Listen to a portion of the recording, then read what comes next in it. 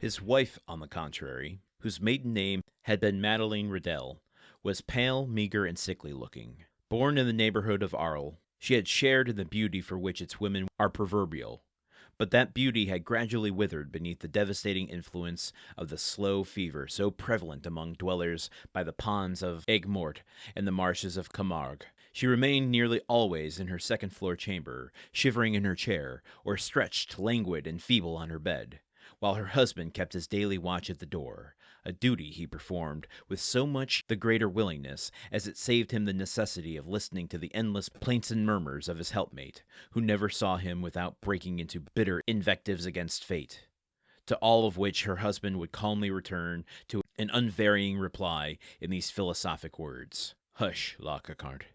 It is God's pleasure that things should be so." The sobriquet of La Cocarde had been bestowed on Madeleine Riddel from the fact that she had been born in a village, so called, situated between Salon and Lambesc, and as a custom existed among the inhabitants of that part of France where Caderousse lived, of styling every person by some particular and distinctive appellation. Her husband had bestowed on her the name of La Carcante, in place of her sweet and euphonious name of Madeleine, which, in all probability, his rude guttural language would not have enabled him to pronounce.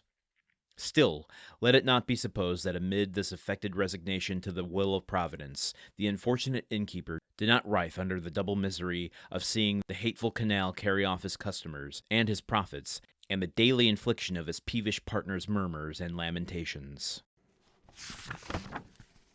All right, I got something in common with Caderousse. I can't pronounce shit today. I have recorded 3 episodes now, and the amount of starts and stops I've had just to get through is taxing. It's taxing. I'm sorry, folks. You wouldn't notice because I edit all of that nonsense out, but for goodness sake, I have had to restart sentences 100,000 times today. And it is frustrating, and it's doubly frustrating knowing that after I record this, I'm going to have to edit it. And every time I flub, that means a longer editing time. So want to just correct myself for something I said yesterday, where that very last paragraph there, where he says there wasn't a day when he did not writhe under the double misery of seeing the hateful canal carry off his customers and his profits.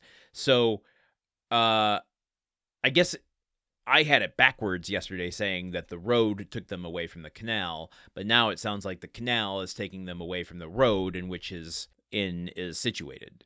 So I mean, it doesn't change his situation. He's still not getting the customers, but the reason for that dried up customer base, I had a little bit backwards. So we learn about Caderousse's wife here, and that she is essentially an invalid. She is incredibly sick, and though he doesn't name it, I think there's some clues here that she's pale, meager, sickly looking, and that she had a slow fever prevalent among dwellers by the ponds and the marshes of southern France. I'm thinking he's talking about malaria, which is something that was very common well into the 19th century. And without the ubiquity of medicine and that stuff, it would make sense that this would lay her up so much and just kind of slowly decay her. And I found this kind of an interesting side note, that due to Caderousse's thick accent, he couldn't pronounce Madeleine, and so gave her a different name. Speak of a time and a place, but not being able to pronounce things has not stopped me from trying. So Caderousse, I think you got some work to do. Maybe just try a little bit harder. Don't expect her to acquiesce to your limitations. Maybe try to expand what you're capable of. The last thing I want to just say about this passage, or the passage of the last couple days, we've really been steeped in setting, I think. There's a distinct stopping of the momentum of the story, and I have to imagine that's going to be for purpose. But more than just slowing the story down, Dumas is really steeping us in this, like, decaying atmosphere. Time has not been kind to Caderousse, and he is now stuck in this kind of netherworld of, a slow death, essentially. This is an atmosphere that is oppressive, and, I mean, not dungeon oppressive, but oppressive in a different way. It's a slow, like, erosion of life and prosperity. There's a comparison to the destitute situation that Caderousse is facing, met with the environment as well. Like, he's not still in the city of Marseille experiencing this.